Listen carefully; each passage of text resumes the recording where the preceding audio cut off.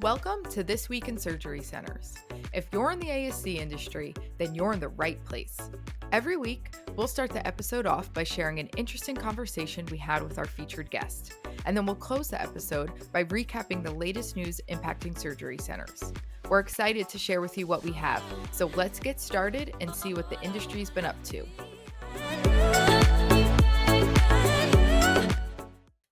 Hi, everyone. Here's what you can expect on today's episode. Today is part 2 of our 3-part series on evaluating ownership options. Last week, we covered what it is like working with a management services organization, or better known as an MSO. And today we're covering the benefits of selling a minority share. So Jeff Peo from Lifeline sat down with our other host, Nick Latz, to cover what a typical ownership split could look like, physician autonomy, financial advantages, and more. And after my conversation with Jeff, we'll wrap up the episode with our 4th installment of our AI segment. So we've covered all sorts of topics already, like how you can use generative AI to create staff schedules, write patient education materials, improve your website, analyze data, and a ton of other examples. And today we'll take it one step further and talk about how you can use what's called a custom GPT to further the impact AI can have on your day-to-day operations. So if you're not familiar with the custom GPT, it's basically like having a super smart assistant available 24/7 that knows everything about your surgery center, your data, and your work. So we'll look at how you can create one and 3 scenarios where it could come in handy. Hope everyone enjoys the episode, and here's what's going on this week in surgery centers. Jeff, welcome to the show. Thank you. Glad to be here. Jeff, do you mind giving our listeners a little bit of a background on you and your organization, Lifeline? Sure. My name is Jeff Peo. I'm the CEO of Lifeline. Have been the owners of Lifeline since May of 2020, just as COVID started. My business partner, Linda Rahm, and I acquired Lifeline from DaVita. Before that, Linda and I both had worked for way longer than we care to admit, probably 15, 17 years at Ambulatory Surgical Centers of America. We've been in the industry for quite a long time. Lifeline Vascular Care was initially what we acquired, and they focused on taking dialysis access centers and either in an EOP type scenario or an ASC scenario and helping those doctors get those cases done profitably and to turn some kind of a profit after helping their physicians. For us, we have a multi-specialty approach and do not only dialysis access, but we also partner with other physicians, spine surgeons, orthopedic surgeons, podiatry, GI, pain management to deliver multi-specialty ASCs across the country. Fantastic. Thanks for that background. I think one of the things we wanted to touch on today is investment options for ASCs and taking kind of a management company lens to that. And so you look across the industry at the common management company investment models or ownership models. What do you see to be most common in the industry overall? There's really 3 models that are out there for when you have a surgery center company, a management company invest in you as a physician group. The first is really the minority interest, where a company comes in and takes typically 20 to 35%, pays a minority multiple of 3 to 5 of EBITDA to buy into your existing center. That gives the physician group majority access, majority ownership and controlling interest, which is important to physicians and should be. Then you have also the majority interest, where a corporation or a non-physician entity comes in and owns 51% or more of your center. Typically, to do that, you have someone paying a majority multiple, which right now is 7 to 9 times EBITDA. Most publicly traded or companies that want to be publicly traded fall into that category so that they can report those revenues up of those centers up in their financials. And then you have the last, which is really 100% ownership, which typically comes in this form of hospitals or health systems or insurers that own 100%, and the physicians just come in and do their cases there in those locations. Got it. That's a helpful overview. And across those 3 models, does Lifeline focus on one of those buckets in particular? Yeah, we're privately held, and so we actually choose to take minority interests. We think it's important for the physicians to have a majority say. They're the ones that bring the cases. They're the ones that need to have the control from a medical perspective over the decisions and the steps that need to be made that way. So for us, that's a really important thing that our physicians have control. So we're a minority. Got it.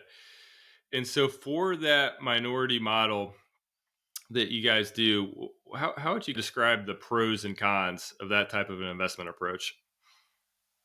For the physicians or for us, for Lifeline?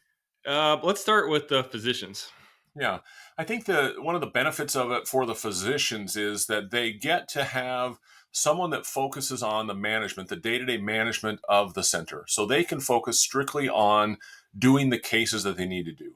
The physicians are brilliant, right? There's no doubt in my mind that a physician can run an ASC and can learn what they need to learn. But it takes a lot of time in addition to the things that they're already doing, seeing patients, have family time, those sorts of things, in addition to doing the cases themselves. They could learn it. There's no doubt about it. But what a company can do, especially a minority share, is that they can retain the majority ownership, but have somebody that does this on a daily basis take this off their plate and allow them to focus on something else that they want to do. I think that's one of the biggest advantages of having a partner in the surgery center. Okay, great. So that's a pro from the physician's perspective, right? Is Sure. you get the help with the management side. From a physician's perspective, are there any cons? I think you'll always find some cons that are in there. And one of them is that you have somebody that focuses on the business. Like we just said, is a pro. It's also a con in the fact that you might not be able to have the flexibility to do the things that you wanted to do before, that you did before. One, they might not have been exactly the right thing to do from a business perspective. They also might not have been the most legal thing to do. There are sometimes you find that physicians don't understand all the laws that are regulating the surgery center industry. So there is some work that has to be done from a management perspective to make sure that everything is in compliance. And that's not always as fun. Oftentimes, a 100% physician-owned center is behind in some of those things. And so to get caught up can take a little bit of effort and time. Sure. Got to do your push-ups a little bit as you become more Exactly. sophisticated. That makes sense. So that's the minority investment approach. How would you contrast that with the majority investment approach and take that same lens from a physician angle? Maybe what are some pros and cons of taking a majority investment? Yeah, I think the nice thing about a majority purchase from the perspective of the physicians is it's a lot more cash right up front. You're getting a 7, 8, 9 times multiple, which can be really good in the short term. We can talk a little bit later about the other alternatives to that and ways that you can actually improve your profitability much more than that. But I think that's a nice thing for them. Oftentimes, you will be told by companies that have a majority ownership that they can get you better contracts. They can just immediately put their contracts into place. And very rarely does that actually come through, even if it's a hospital partner, just based on some of the restrictions that they have within those contracts that they have. But it will get promised. And so that's one thing that might be a negative, is that it doesn't always work out the way that you think it might and the way it should. I guess it could be true for all business relationships, but in this case, more often than not, we see that it doesn't always work the way it's promised. Okay. Great. That's helpful context. And then so that's from the physician perspective.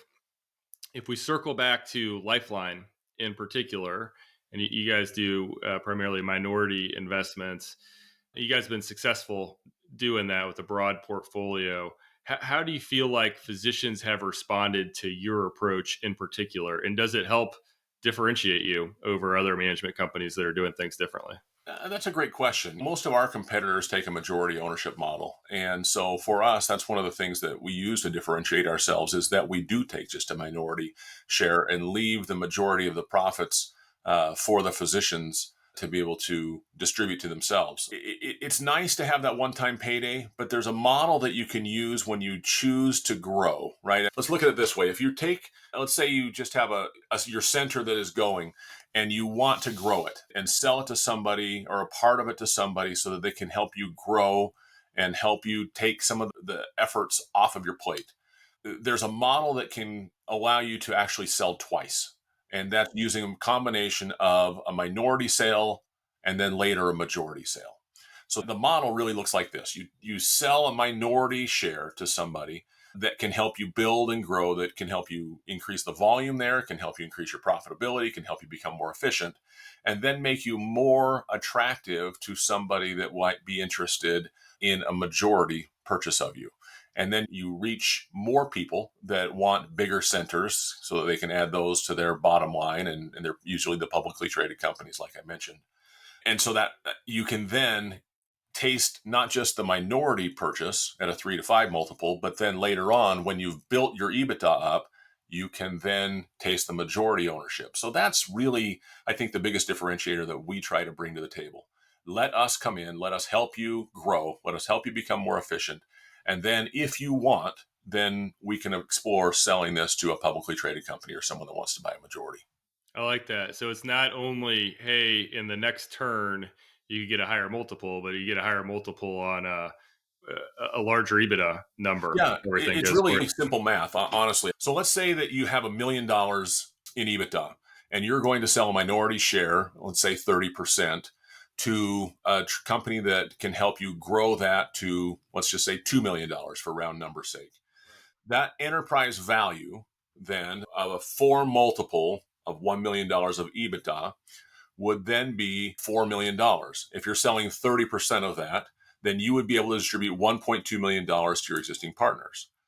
You would then have $700,000 a year in distributions to your physician partners, not ignoring the 30% that you're selling off to someone else. If you can grow that to $2 million and then sell a majority ownership to somebody that wants to buy, let's just say 65% of that at a 8 multiple, somewhere between 7 and 9, that would yield a $5.6 million number on top of the $1.2 million that the physicians got earlier, and still have $700,000 a year in distributions. So the total for going through that 2 sale type of methodology would be $6.8 million and $700,000 a year in distributions, as opposed to a one-time sale opportunity of $5 million with $350,000 a year in distribution. So Yeah. it makes significant difference. Yeah. And that seems really compelling to physician owners. It seems like the key there to making the model work is growing the EBITDA from, in your example, 1 million to 2 million. What are some of the ways that you work with centers to do that? It's hard in surgery centers because there's really only 2 things you can do, right? You can increase your revenue or you can decrease your expenses. So in surgery centers, there's only a couple of ways really to increase your revenues, and that's either increase your volumes, which takes a lot of work to do, but it's really important. That's one of the things we really have to focus on, increasing the awareness around of what you can do, who you're marketing to people to send you referrals, but also increasing the contract rates and the rates that are out there with the different insurance companies. On the other side of it is really to decrease the supplies cost, which is really important to have a very active group within that organization that you're partnering with that really goes out and focuses on how you can reduce those supply costs. Supplies are going up all the time, but a significant focus on that is really important. Then you have improving efficiencies with staffing, with scheduling. Be only open when you have the lights on, when you have a full day of cases, and compress the schedule otherwise. It's really important to not be all things to everyone. You cannot be open 6 days a week, 12 hours a day if you only have the case volume to stay open 3 days a week for 10 hours a day. You have to be able to shut the doors, turn the lights out, and become more efficient. I think really the most important thing that you can do is to case cost every case, to really know what each case is costing you to do. You may find that cases you thought weren't profitable really are, because they have low supplies cost and they don't take you very long to do cases in the OR. And the cases that you thought were going to be fantastic for you because they reimbursed a lot, the supplies chew it up, and it's not really worth you doing those cases. And it might just be better for you to do those cases in a hospital setting. But unless you're case costing, unless you know how long it takes you to do those cases, how much in supplies it takes you to do those cases, how much money it costs you to do that, you don't know. And so you really have to put in a program to case cost to make Yeah, sure you isn't understand that. that insightful when you truly get to look at full profitability at the case level? We see a lot in the industry that focus on revenue per case and use that as a way to prioritize case volume and kind of decide what's generating the most revenue. But it's really profitability at the case level that adds up to profitability at the center level. And we see all the time we missed an implant here or there. We didn't take this into consideration. It can swing it You wildly. you can't build profitability by digging yourself a deeper hole. If you're losing money on every case and you do more cases, that doesn't help you. Yeah. Yeah. Okay. And the other thing you mentioned in there is on the supply side, the supply Yeah. cost side. Have you seen any good tips and tricks that help there? It's really important to have an organization that focuses on that, looks at that very specifically, that really drives that and knows what these costs are across the country. And to do that, the onesie twosie shops really struggle. It really becomes difficult. You need to have somebody that's your partner that has enough size that they can go to the suppliers of the world and say to them, I need this type of a cost. I need these things. And this is what I offered from someone else, and really be able to fight for that price to drive that down and to hold off on supply cost raises that seem to come every quarter right now.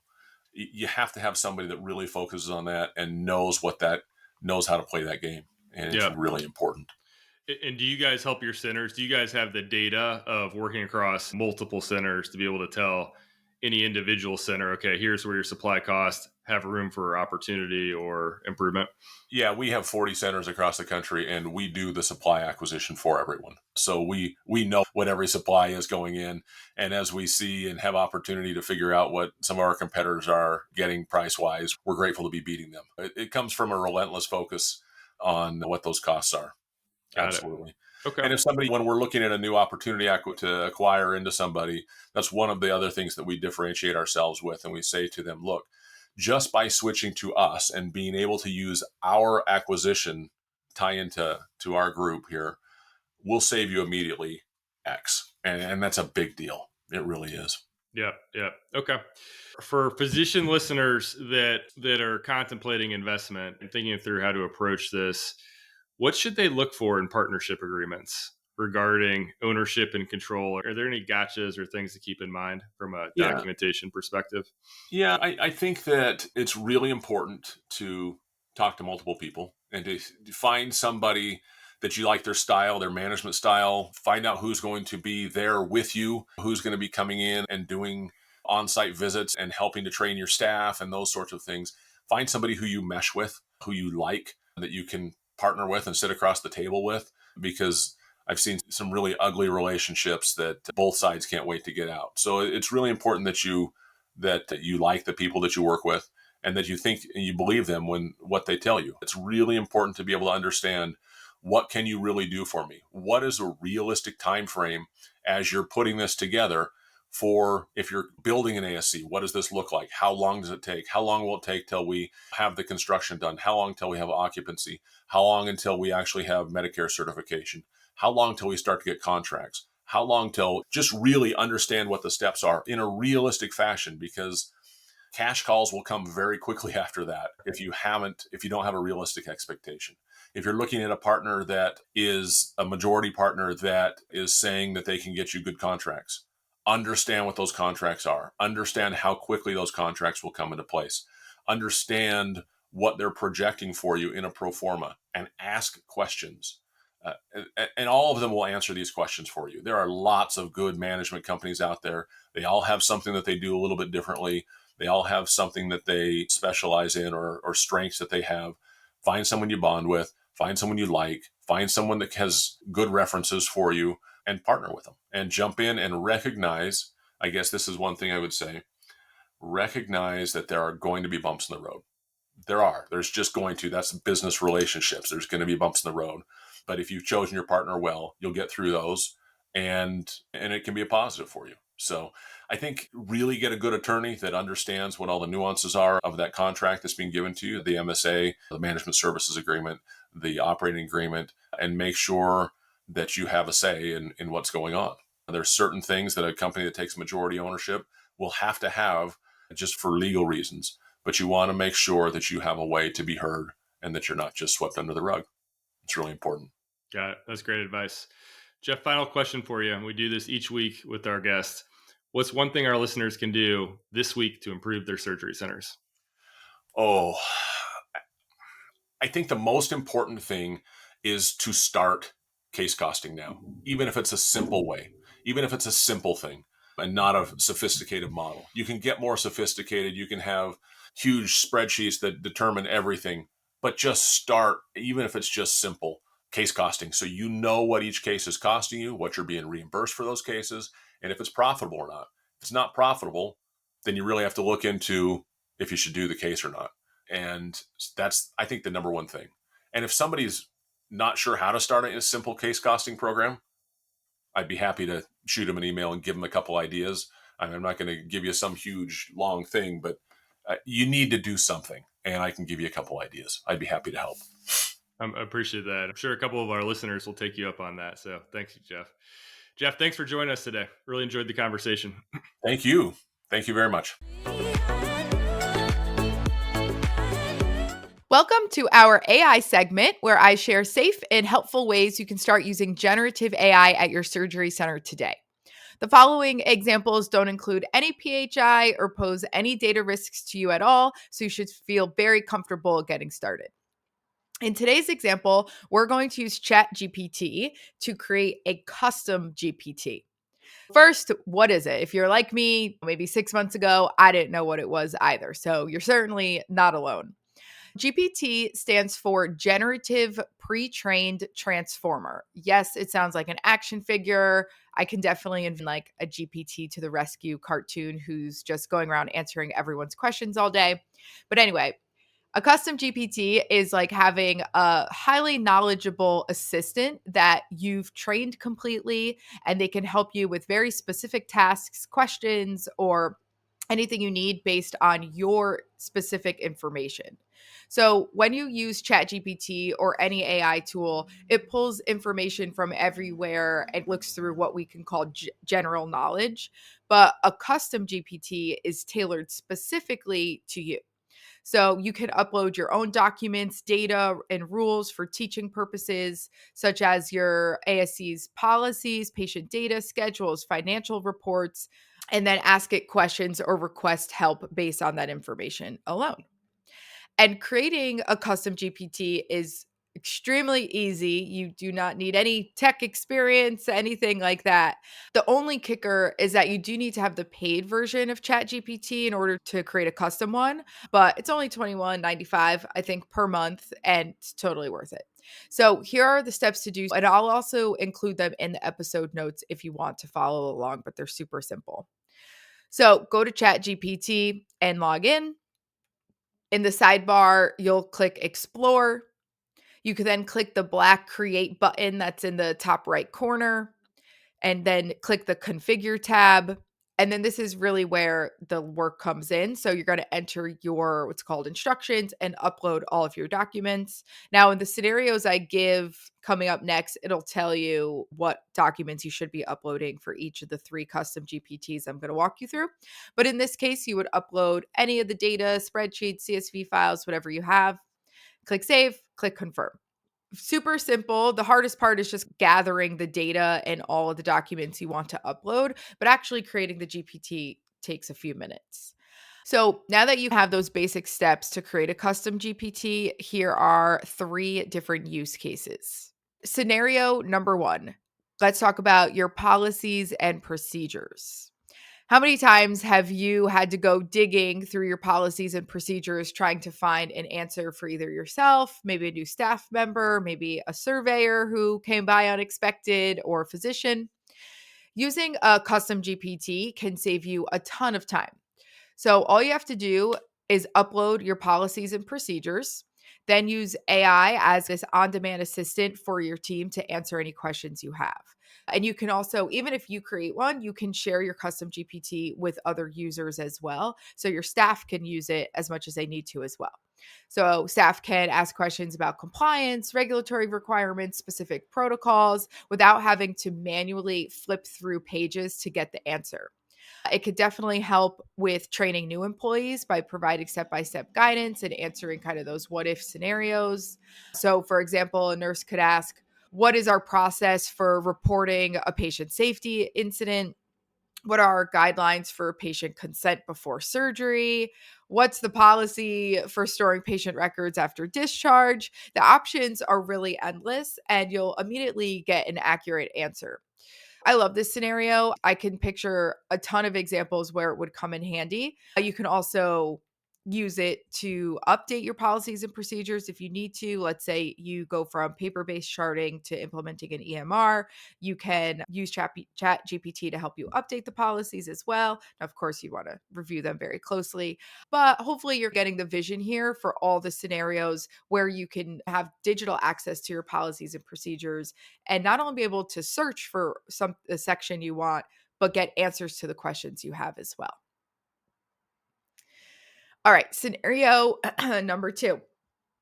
So 2 weeks ago, I did a segment all about how you can use AI to help you analyze data and predict trends at your surgery center. Now those scenarios that I gave were using the general ChatGPT and not a custom one.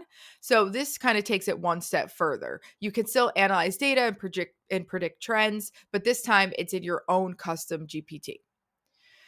So in this case, you would upload all of your historical data. So maybe you can get into a routine of uploading your data every 30 to 60 days so that your custom GPT is always up to date.